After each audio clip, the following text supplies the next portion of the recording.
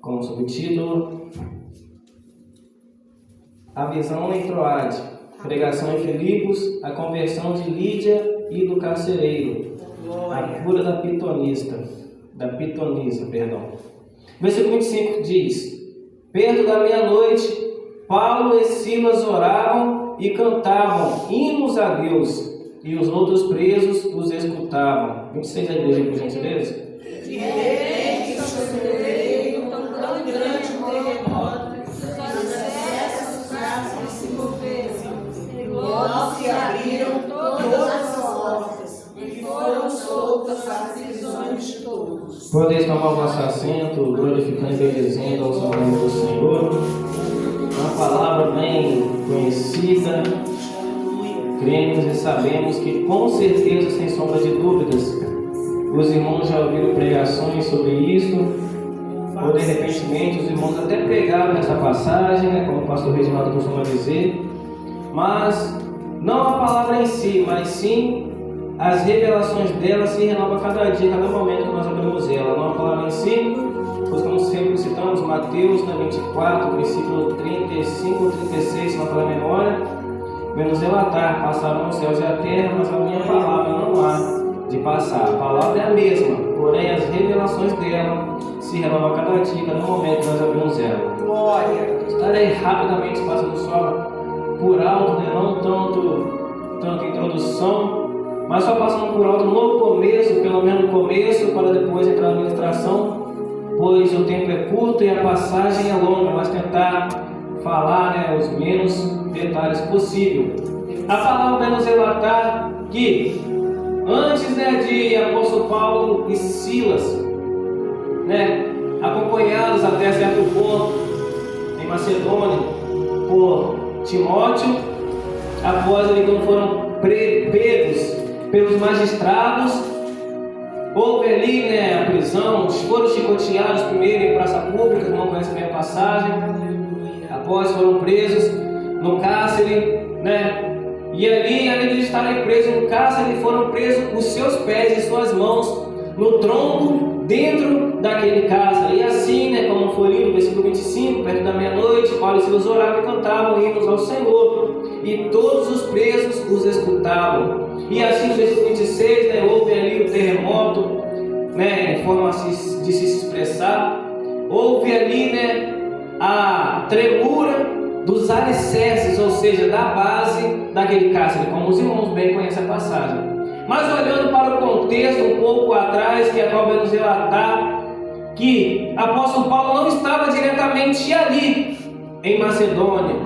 Houve um propósito de ele estar ali. Ele estava longe, mas havia um propósito para ele estar ali, como diz o tema da campanha, quando o propósito, né, supera a dor. A palavra pode dizer que apóstolo Paulo e Silas, eles intentam ir até uma região, como sempre costumamos dizer, e ali o próprio Espírito Santo impede de eles irem.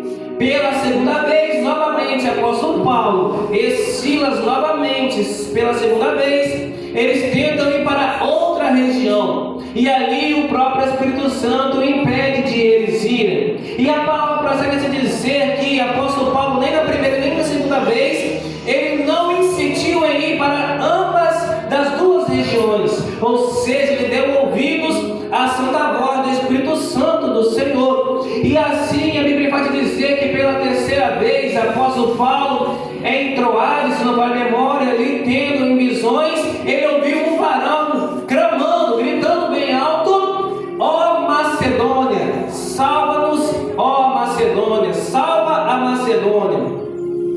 Quando o propósito supera a dor. O propósito que Deus tinha dentre as dores não foi das dores da primeira nem da segunda região, mas o propósito de Deus que ele tinha de cumprir através de apóstolo Paulo e Silas era em Macedônia. Apóstolo Paulo, direcionado pelo Espírito Santo do Senhor, ele pega o obreiro Timóteo este que a qual era filho de um casal, porém a sua mãe era judia, ou seja, serva de Deus.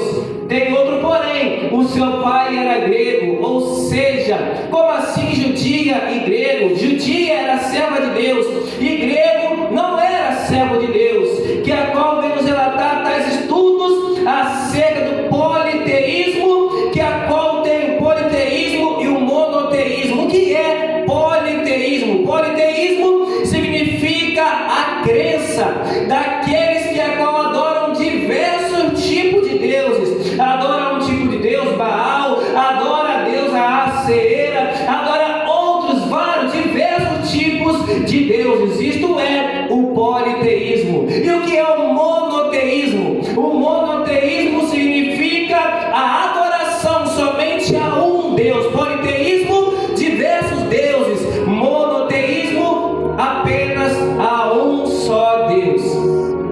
Mas mesmo assim, quando o apóstolo Paulo pega Timóteo, ele circuncida a Timóteo. Para quê? Para que dentre os judeus não viesse ter falatório e dizer: ah não, mas ele é filho de grego, mesmo que a sua mãe é judia, mas o seu pai é grego, e ele não é circuncidado, ele é um incircunciso, não faz parte dos judeus. E assim o apóstolo Paulo, para cortar este falatório pela raiz, circuncida a Timóteo.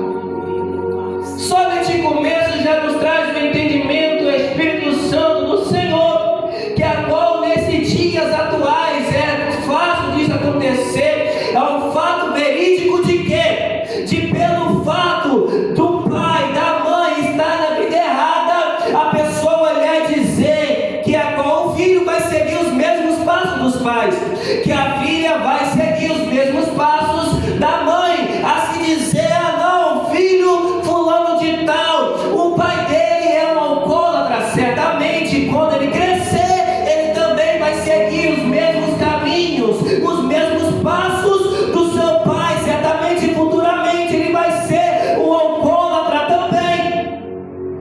A mãe dessa jovem, ela é uma prostituta, com todo respeito a se expressar, ela está na prostituição, certamente esta jovem, quando ela crescer, isto é um fato verídico que de fato acontece, a mãe dela é da prostituição, certamente a própria filha vai seguir os mesmos caminhos da sua mãe e vai se encaminhar para a prostituição também.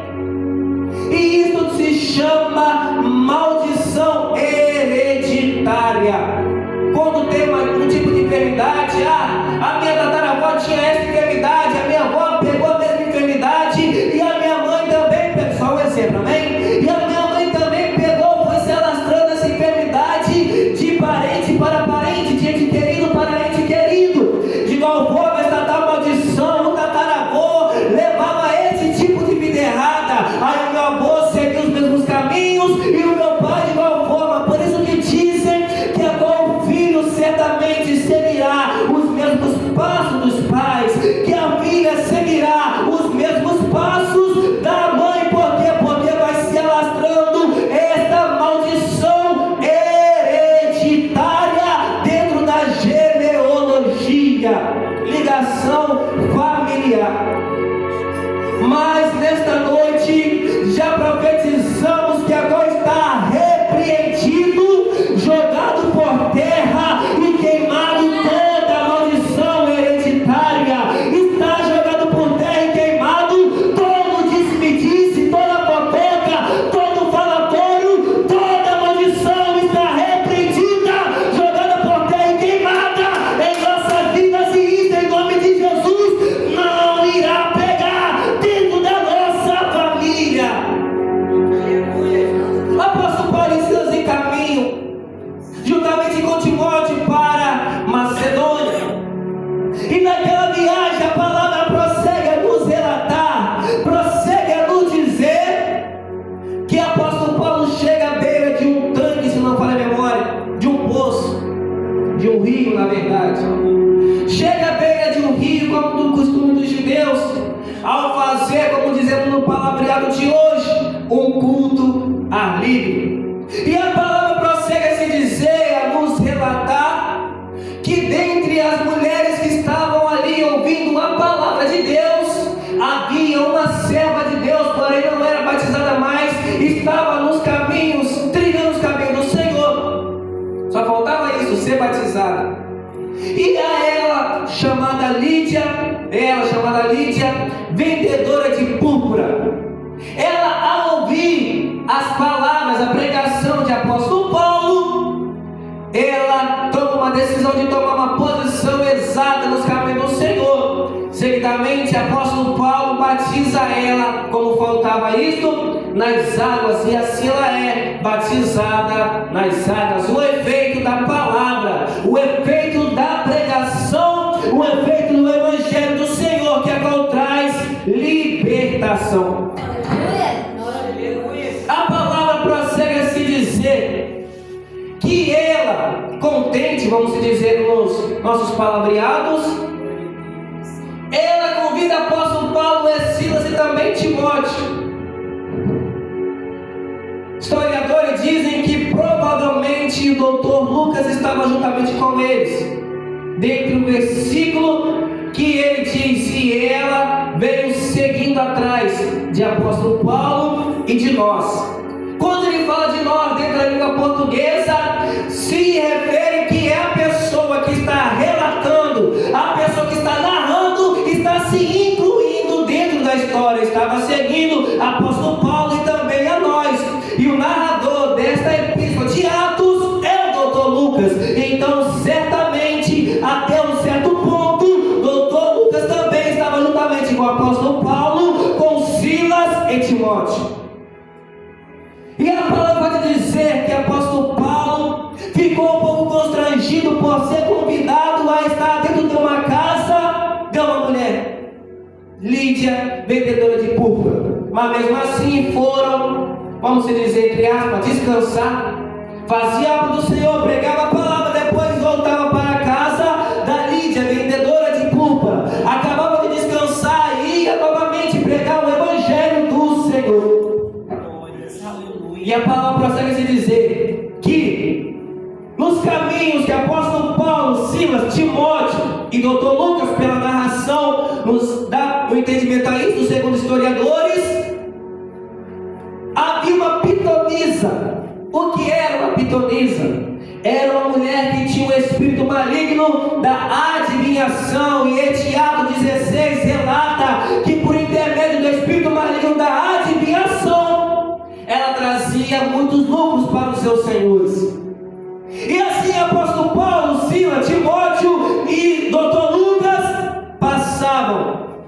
Aí a pitonisa apontava o dedo, não está escrito que apontava, mas vamos conjecturar. Talvez apontava o dedo e biblicamente dizendo, elogiava eles: estes são servos do Deus Altíssimo. Apóstolo Paulo, Silas, Timóteo e doutor Lucas voltava da obra do Senhor e novamente a pitonisa elogiava. Aí vão passando os servos do Deus Altíssimo. E as Sagradas Escrituras neste Atos capítulo 16 é enfática em nos relatar que ela estava elogiando a eles quando passavam todos os dias. Não fala exatamente quantos dias que foram, mas relata que foram vários e vários dias o mesmo elogio com as mesmas palavras. Aleluia! Apóstolo Paulo, meio furioso, meio incomodado com aquilo, num certo dia, depois de diversos dias sendo elogiado, juntamente com Silas, Timóteo e doutor Lucas, ele volta para trás, ou melhor, vira para trás, e repreende aquele espírito que estava em pitonisa. Esse foi o motivo de ele ter sido chicoteado em praça pública e preso dentro do cárcere. Por quê? Porque através da autoridade de apóstolo Paulo, ao repreender o espírito maligno da adivinhação da vida daquela pitonisa, tirou lucros dos seus senhores e levaram o caso aos magistrados.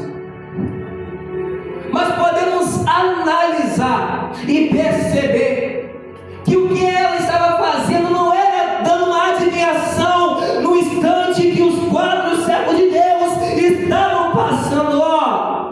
Eu adivinho que vocês vão fazer tal coisa, vão fazer isso, vão fazer aquilo, vão chegar em casa a tal horário, igual uma cigana, que agora é a mão e ele dá a adivinhação. Aí vocês vão voltar, depois amanhã vão fazer isso, vão fazer aquilo. Não.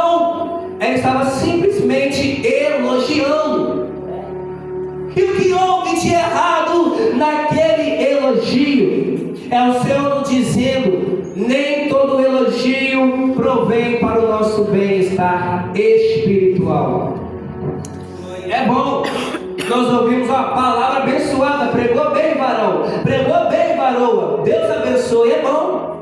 É bom ouvir quando louvamos aqui, como quando do jovem, a irmã Giovana e os irmãos, as missionárias, as obreiras que louvaram, e a pessoa no final do culto elogiar e dizer: irmã, parabéns, ó, voz abençoada, Deus abençoa a tua vida. É bom, nós celebramos com isto, mas não podemos deixar que isto venha atingir o nosso ego, venha levantar a nossa soberba, não, pois vivemos no meio de uma nova geração que quando perdem a humildade por um simples elogio, a irmã pregou bem, parabéns, Deus abençoe, o irmão já logo levanta o narizinho, já empina o nariz, ó, falou que eu preguei bem, falou que a minha voz para louvar está maravilhosa, que maravilha, vou começar a melhorar na minha voz. Ninguém louva mais do que eu, ninguém sabe da Bíblia mais do que eu, ninguém tem mais autoridade na oração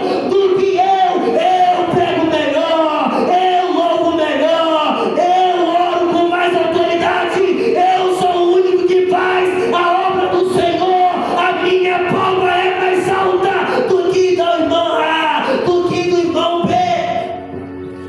Aí, pelo simples fato de haver um elogio, a ganância cresce no coração, a soberba cresce no coração, e a humildade só vai saindo. E o que acontece? Levam o caso aos magistrados.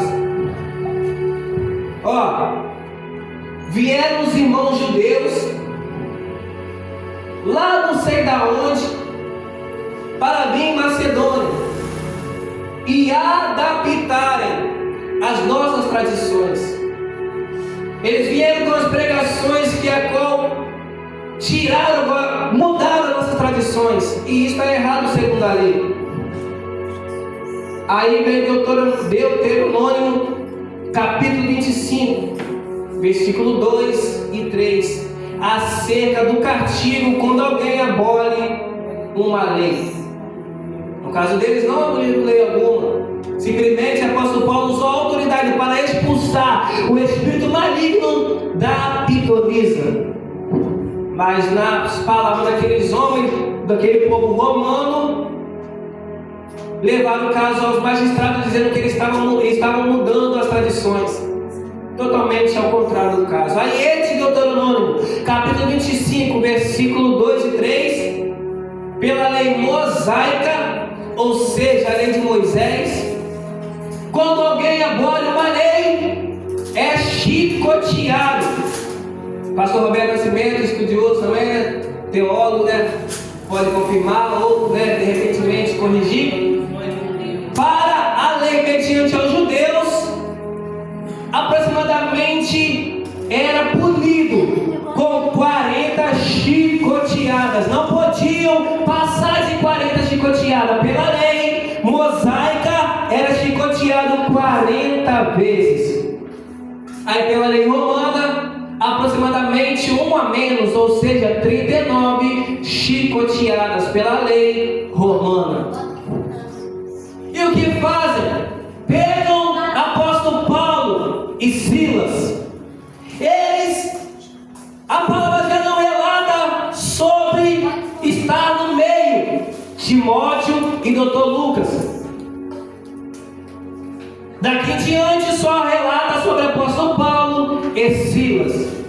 E em cumprimento da lei de Deuteronômio, capítulo 25, versículo 2 e 3, pegam o apóstolo Paulo e Silas, abram a sua túnica, começam a chicotear os seus lombos com aproximadamente, pela lei romana, 39, provavelmente, chicoteadas. Estudiosos aprofundam em dizer que nas pontas daqueles chicotes haviam pedaços de lâminas e pontas de ossos, ponta de dente, afiados, como fizeram com Jesus Cristo. Imagina dando chicoteado de apóstolo Paulo e Silas. Historiadores vão além ao dizer que, dependendo da força, da gravidade que aqueles homens, mediante a lei mosaica, dão as chicoteadas, a pessoa que leva a chicoteada não fica somente com os danos, mas dependendo da situação, da força, da gravidade, a pessoa chicoteada pode até vir a óbito, pode até morrer. Olha a covardia que fizeram com os servos de Deus. Aí, seguidamente, após chicotearem aproximadamente 39 vezes, em ambos de apóstolo Paulo e Silas, pegam ambos, levam a ambos ao cárcere, prendem os seus pés e suas mãos no tronco, fecham a sua grade, a sua cela, na verdade, juntamente com outros presos. Voltando um pouquinho, mediante o que eles estavam passando naquela dor, mediante a circunstância, mediante aquela humilhação em serem chicoteados em praça pública, olha a trajetória deles. Já passaram vergonha pelo simples fato de serem presos pelos soldados dos magistrados. Seguidamente foram chicoteados, aproximadamente repetindo 39 vezes daquelas chicoteadas. Seguidamente foram presos os seus pés e as suas mãos no tronco dentro de um cárcere. Aleluia! Mas mesmo assim, mediante Atos capítulo 16, mediante a esta trajetória agora citada do que eles estavam passando, mas mesmo assim, mediante Atos 16, versículo 25, e perto da meia-noite, Glória a Deus! mediante o que eles sofreram, mediante o que eles sentiram, mediante o que eles passaram, e perto da meia-noite, Paulo e Silas oravam e cantavam hinos ao Senhor, e todos os outros presos os escutavam. Glória a Deus! Como diz o tal louvor, não recordo ao exato agora a cantora, mas o tal louvor relata: se tudo está difícil, adore ao Senhor. Independentemente do que esteja passando, adore ao Senhor. Independentemente, mediante as humilhações, continue adorando ao Senhor. Mediante as circunstâncias, mediante a aprovação, continue na mesma posição de verdadeiro adorador. Segundo o Evangelho de João, capítulo 4, versículo 22, 23, 24, que Deus é Espírito e que importa que procura os verdadeiros adoradores que o adoram em espírito e em verdade. Glória a Deus! Glória! E os outros presos os escutavam. Sabe o que é isso? A bênção que o Senhor tem preparado para nós vai ser tão grande, mas tão grande, que ela vai vir para nós e ainda teremos condições para dividir com os outros irmãos. Nessa parte eles estavam observando a adoração de apóstolo Paulo e Silas, mediante aqueles vergões nos seus lombos, mediante aquelas dores, mediante aquela situação. Os outros presos os escutavam. Quando você está adorando o nome do Senhor dentro da sua casa, por exemplo, liga a caixa de som, ou bota o último volume no YouTube. Às vezes seu vizinho, como esses outros presos, o escutavam. Às vezes seu vizinho dizia: rapaz, o missionário é a Luciene. Ela e o esposo dela, quando eles estão passando uma provação tão grande, mas mesmo assim eles estão sempre sorrindo, sempre caminhando na casa do Senhor. A pessoa te observa, irmão. Glória a Deus! Obreira Sônia, mediante aquela tem passado a dificuldade, as provações, mas mesmo assim está sempre nos cultos, sempre está feliz, sempre está adorando o nome do Senhor. É a paz que acorda Evangelho de João, capítulo 16, se não falha a memória, versículo 23 ou 26, não recordo o exato versículo, mas João 16 é enfático em dizer que Jesus Cristo, eis que vos dou a paz, a minha paz vos dou. Aí ele faz a comparação da paz dele com a paz do mundo, mas não como o mundo a dá. Ou seja, tem a paz de Jesus, que é eterna, e a paz do mundo, que é ilusionista, é passageira. Por isso que a pessoa, estranhamente, ante a dificuldade que estamos passando, e sempre estamos adorando o nome do Senhor. Por quê? Porque aquele que está dentro de nós, a presença do Espírito Santo, está sempre nos consolando, está sempre nos fortalecendo. Ao que ouve, estremeceu os alicerces, todas as portas foram abertas. Não foi somente a porta de apóstolo Paulo e Silas, não, da cela deles, não, mas sim dos outros presos também. Na parte que a coisa tinha dito, a bênção vai ser tão grande que vai se alastrar tanto, mas tanto que sobrará para você e para o teu vizinho também, para o teu irmão, para o teu companheiro, para a tua companheira. Foi como o discípulo Pedro, quando a Bíblia vai dizer que Jesus Cristo chega por um dos detalhes, chega no barco do discípulo Pedro, e ali Pedro está lavando a sua rede, e ali Jesus disse, lança a rede no mar, e ali Pedro indaga, mas mesmo indagando ele obedece. Mas Senhor, estávamos aqui a noite toda e nenhum peixe pegamos, mas diante a tua palavra, mas diante ao teu mandado, mas diante a tua ordem, lançaremos a rede. A multiplicação daqueles peixes foi tão grande que o barco deles, de Pedro e outros companheiros, quase veio a pique, que necessário foi de outro barco que estava próximo vir aproximar para ajudar, e assim puderam dividir aqueles peixes, não somente entre si, mas para outros barcos também. Assim cremos que será a nossa vitória. Deus é um Deus de surpresa.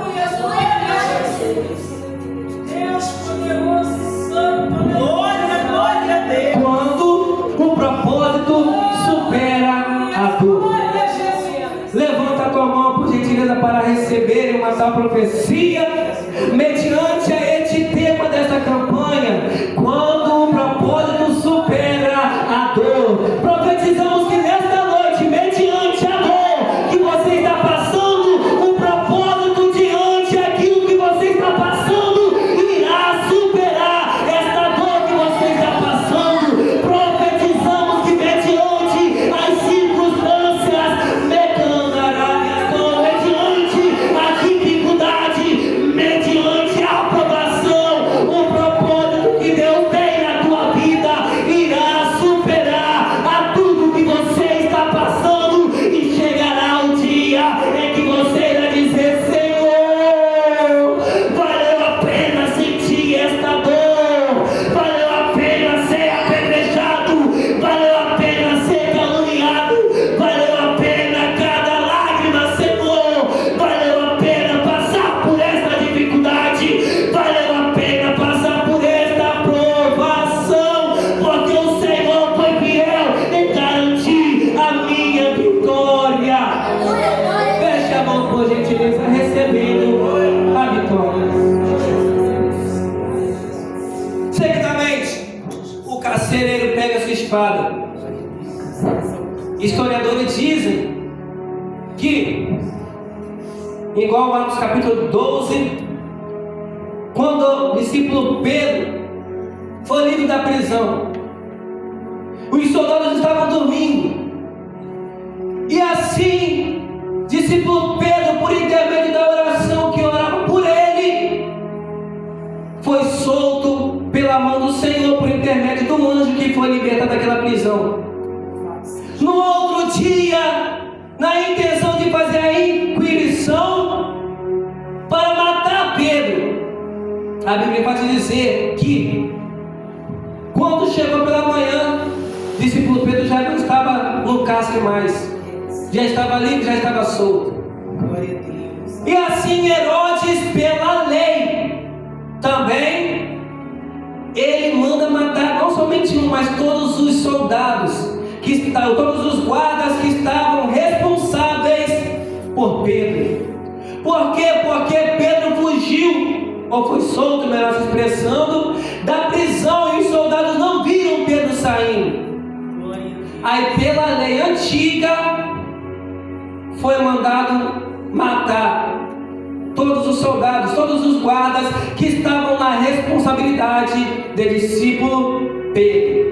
E mediante esta lei, não está escrito, mas podemos conjecturar, biblicamente, é claro, que aquele carcereiro, ao saber desta lei, segundo historiadores, talvez pensou: poxa, houve um estremecer no alicerce, no chão.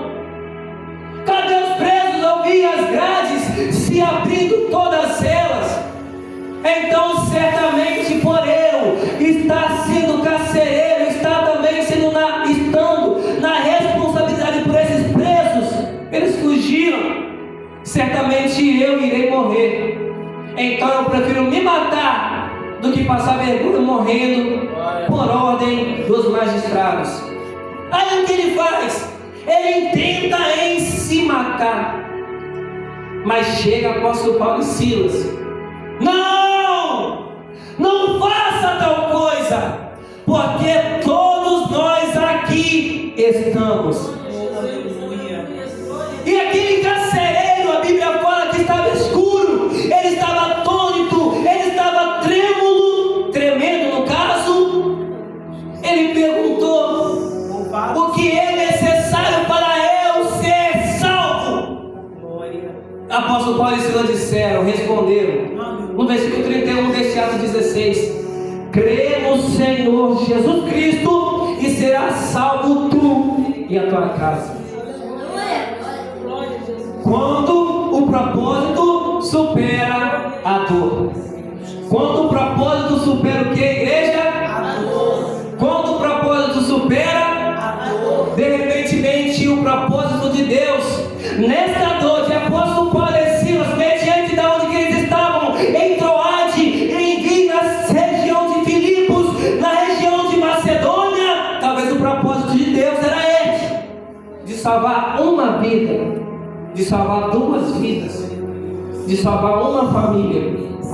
Primeiro, a Lídia, vendedora de púrpura. Segundo, ele de carcereiro, e seguidamente salvar a sua família. Contanto que ele se interessou em saber o que eu posso fazer para ser salvo. Talvez o propósito de Deus na tua vida, mediante a esta dor, seja de uma vida olhar para você e dizer: rapaz, passar pelo que você está passando, passar pelo que você passou, não é para qualquer um, não. Ouvir as palavras duras que você ouviu, passar por essas situações. Se fosse eu já tinha desistido. Se fosse comigo, eu já tinha parado. Mas você não, você prevaleceu, você venceu esta dificuldade, você venceu esta dor.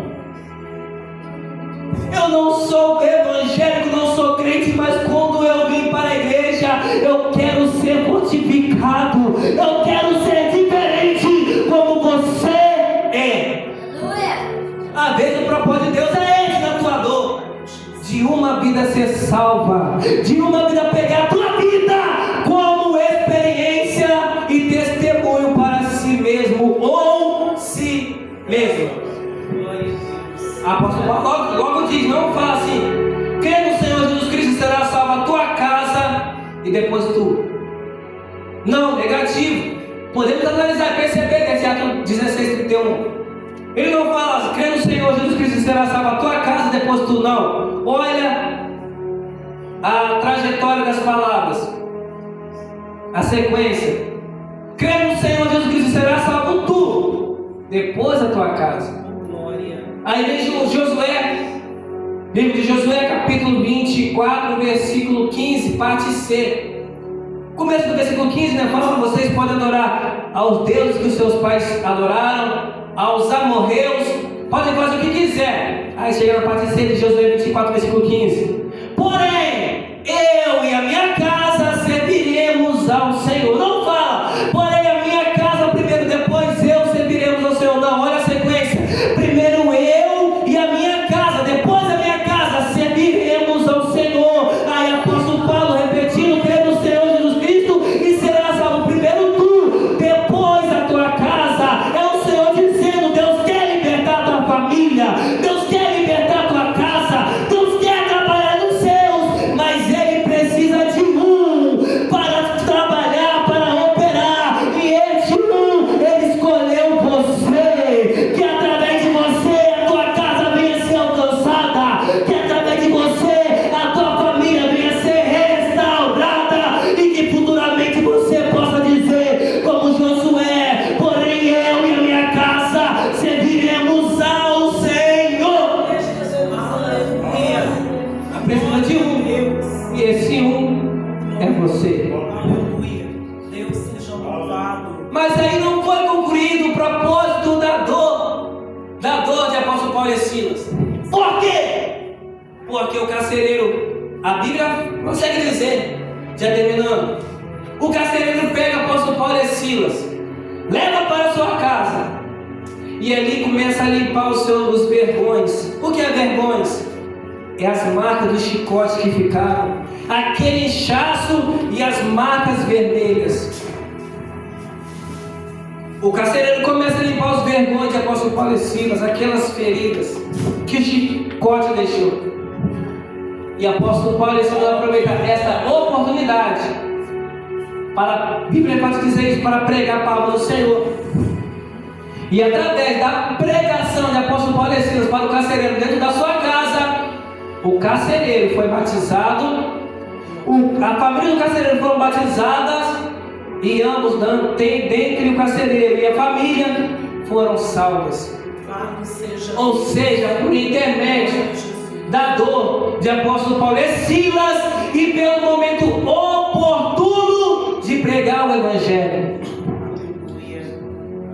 mediante aos dons que temos para louvar, para orar, para impor as mãos e a pessoa ser curada, independentemente do dom que temos para pregar, para fazer a obra, para evangelizar, mas a base da igreja, além da oração, antes da oração, na verdade é a palavra de Deus.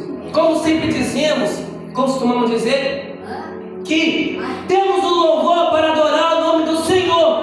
Aleluia. Salmo 150, versículo 6: tudo que tem fôlego louva ao Senhor, louvai ao Senhor.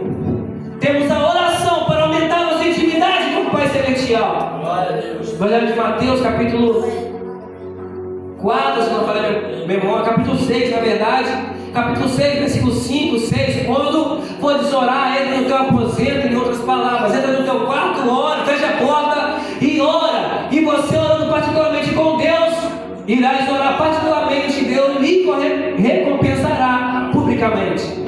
A oração para fortalecer a nossa espiritual. Quando forem jejuar, mesmo em Mateus 6, temos o jejum para fortalecer a nossa espiritual. Lava o teu rosto para não parecer contristado diante dos homens. A palavra que é com nos relata de Evangelho de João, capítulo 8, versículo 32. Aleluia! E conhecereis a verdade, e a verdade vos libertará. A oração, fortalecemos o espiritual, nossa intimidade com o Pai Celestial. O jejum, fortalecemos na presença do Senhor. O louvor, adoramos a Deus, mas somente a palavra opera, somente a palavra age, somente a palavra abre porta onde não tem porta, somente o Espírito Santo de Deus, somente a palavra opera o impossível, as maravilhas, os prodígios em nossas vidas. Somente a palavra transforma, somente a palavra liberta.